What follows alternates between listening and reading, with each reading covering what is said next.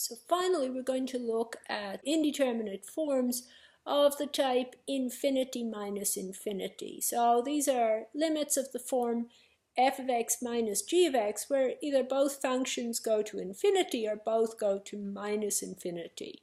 So again, we have two separate forces on this difference. The f of x is going towards infinity and the minus g of x is going towards negative infinity. And the question is, which of these forces will win, or will some state of equilibrium be reached? Here's an example. The limit as x goes to 0 from the right of 1 over x minus 1 over sine of x. So as x is going to 0, x is going to 0, and so also is sine of x. So we have a form of type infinity minus infinity on our hands. And to deal with these, we just have to use our wits. We have to tidy up the f of x minus g of x as best we can and try to put it in one of the previous forms that we can deal with.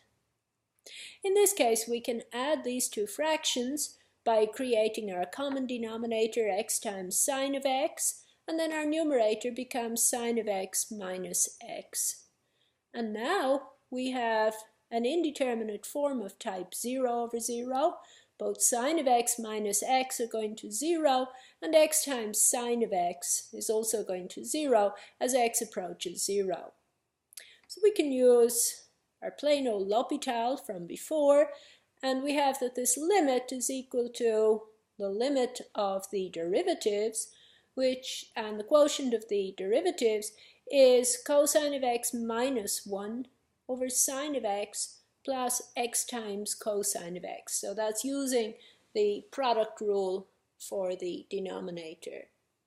And now once again, we have an indeterminate form, because as x approaches 0, cosine of x minus 1 approaches 0, and so also does sine of x plus x times cosine of x.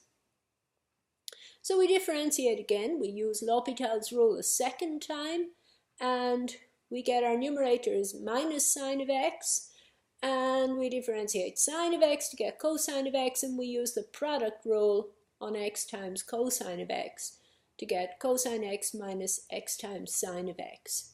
So now we're looking at the limit as x goes to 0 from the right of this quotient, and as x goes to 0, sine of x goes to 0, but the denominator goes to 2. So we can actually just plug in the value of x here to calculate this limit, and we have our limit is equal to 0 over 2, which is 0.